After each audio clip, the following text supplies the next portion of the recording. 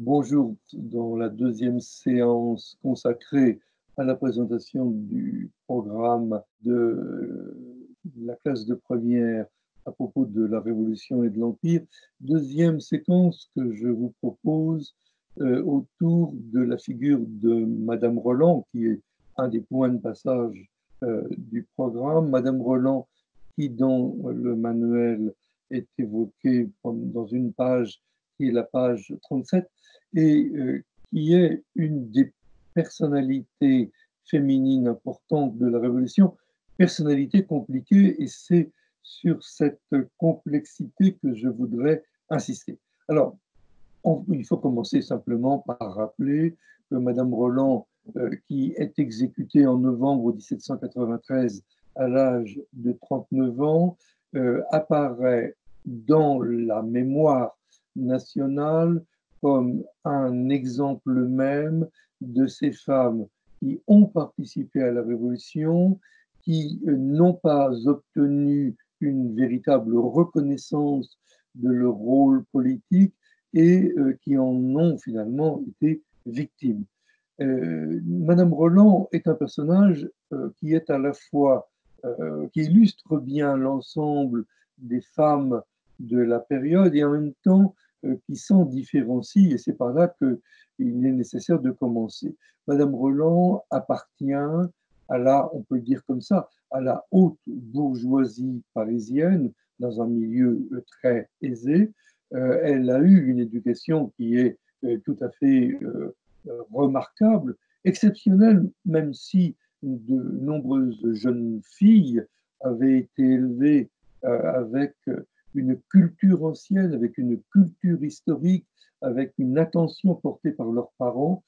qui fait qu'il ne faut jamais oublier qu'il y avait bien une élite féminine intellectuelle au moment de la Révolution, qui comporte là quand même des milliers de jeunes femmes qui sont tout à fait aptes à intervenir dans le débat politique et dans le débat social. Madame Roland appartient à ce milieu-là, avec d'autres. Madame Roland joue un rôle qui est en général celui de ces jeunes femmes participant aux élites sociales de la France du début de la Révolution, c'est-à-dire que si elle veut intervenir politiquement, elle n'entend pas, mais je dirais naturellement, parce que ça ne lui vient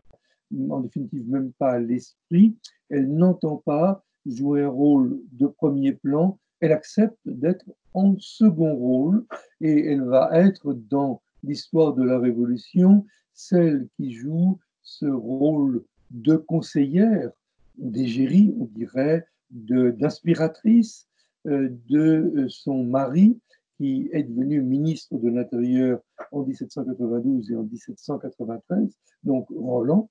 qui est un homme qui se range dans le parti qu'on appelle le parti des Girondins. Et on peut dire qu'à la fin de 1792 et au début de 1793, Madame Roland pèse dans la vie politique un poids politique considérable. C'est vraiment quelque chose sur quoi il faut insister et personne ne sous-estime son rôle, et notamment ceux qui ne sous-estiment pas son rôle, ce sont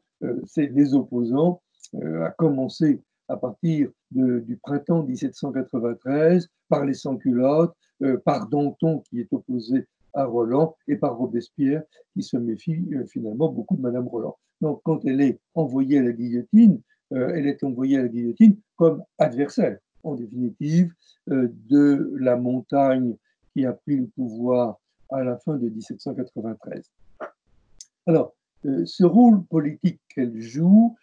c'est quelque chose qu'il faut arriver à comprendre, je dirais, pour l'ensemble des femmes de la France des années révolutionnaires. Il commençait par dire que Madame Roland fait partie de toutes ces femmes militantes qui ont été actives dans toute la Révolution depuis le 1788, depuis les premières émeutes, qui ont en quelque sorte permis le développement de la Révolution française, et ces femmes qui ont joué un rôle dans la prise de la Bastille, même s'il n'y a qu'une seule femme qui a été acceptée parmi les vainqueurs de la Bastille, et ces femmes qui vont participer à des mouvements politiques, ou à des clubs, à des sociétés, ces femmes aussi qui s'engagent dans l'armée. On peut estimer qu'il y a plusieurs centaines de femmes qui sont combattantes ou qui sont dans les unités combattantes à l'intérieur du pays et aussi aux frontières jusqu'en 1794. Donc le courant de militance féminine est considérable et à côté de ces femmes militantes actives, il y a celles qui se distinguent d'une façon plus particulière. Je pense à Olympe de Gouges, qui va notamment être la rédactrice des droits de la femme et qui va jouer un rôle important en 1791. Mais on peut évoquer aussi les personnalités, je dirais, de Pauline Léon, qui, avec toutes les citoyennes républicaines révolutionnaires, anime véritablement le côté le plus radical du militantisme féminin. Mais sans aucune provocation, il me semble aussi nécessaire de rappeler qu'on va trouver des femmes militantes dans la contre-révolution, puisque une partie des jeunes femmes nobles vont se retrouver dans les armées vendéennes, et il y a au moins une jeune femme qui commande un petit détachement de cavalerie et qui est parfaitement obéie par les hommes sur lesquels elle a un commandement. Et puis, il y a toutes les femmes qui s'engagent dans la lutte armée de la contre-révolution et qui vont aussi, bien sûr, en être les victimes. Alors, c'est là-dessus que je crois qu'il faut terminer. Toutes ces femmes, en définitive, auront été les victimes de la Révolution. Je crois qu'il faut le dire comme ça, avec un peu cette brutalité, puisque